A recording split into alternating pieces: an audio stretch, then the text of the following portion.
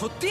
এই ক্রস এখানে কেন রাখা আছে? এই লবণ খনি সম্পর্কে আমরা যা জানি তা হলো একটি কিংবদন্তি রয়েছে, সেখানে একটি আত্মাকে দেখা গিয়েছিল এবং তারা সেই স্থানে একটি বেদি তৈরি করেছিল কারণ এখানে ভুতুড়ে স্থান রয়েছে। এটি সেই স্থান।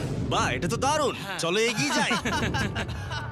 ও ওই গর্ত দিয়ে আমাদের ক্যাম্প দেখা যাচ্ছে। ও, এটা কি গর্ত?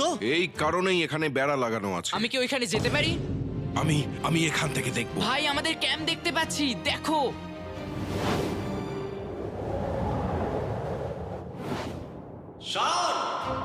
ও, ওরা আমাদের অনেক ওপরে আছে। কেমন চলছে? তারা চিৎকার করে বলেছে আমাদের শাওয়ার আছে। এটা কিভাবে করলে? প্রথমে আমরা ক্যাপ থেকে একটা ঝর্ণার মাথা তৈরি করলাম, তারপর আমরা জলের জগটা ঝুলিয়ে দিলাম। লন্ডন, এইটা একবার এসে দেখে যাও।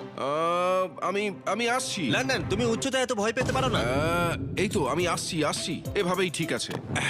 না না না না না, কেউ আমাকে ছোবে না। আমরা আমাদের ভয় কাটিয়ে উঠেছি। এখন 50% খনি এক্সপ্লোর করে এবং আমাদের পুনরুদ্ধারকারী দেহগুলিকে ধুয়ে ফেলার উপায় সহ এই ভূগর্ভস্থ শহরটি অবশেষে সমৃদ্ধ হয়েছিল। কিন্তু এখন অনেক কিছু করা বাকি, কারণ পরের দিন সকালে আমাদের স্বাগত জানাতে হবে আমাদের 4 নম্বর দিনের স্পেশাল গেস্ট লিফট থেকে নেমে আসছে। কে আসছে বুঝতে আর পারছি সেটা না। হলো এই প্ল্যানেটের সবথেকে বড় টুইট স্ট্রিমার কাই সিনেট।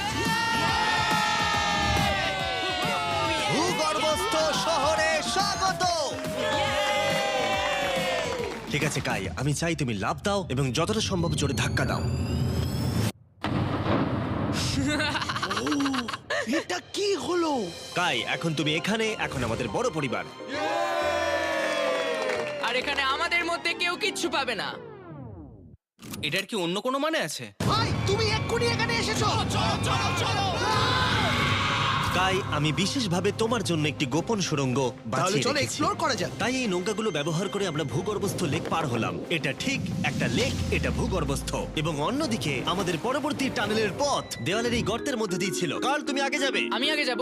ও গর্তে একটা দরজা ওই আছে। দরজার পিছনে কি আছে? আমাদের ওখানে ঢোকা উচিত, এটি দুর্দান্ত। তুমি পারবে।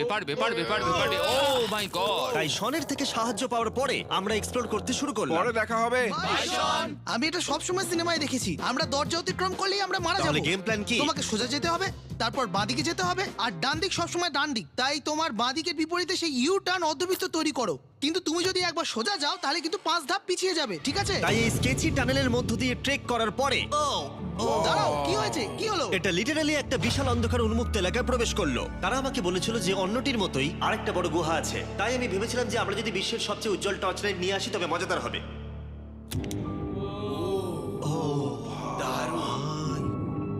এটা তো দুর্দান্ত। আর একটু সাবধানে, ওখানে ধার আছে। আমি লাফ দেবো। দাঁড়াও, তুমি লাভ দেবে? বাই।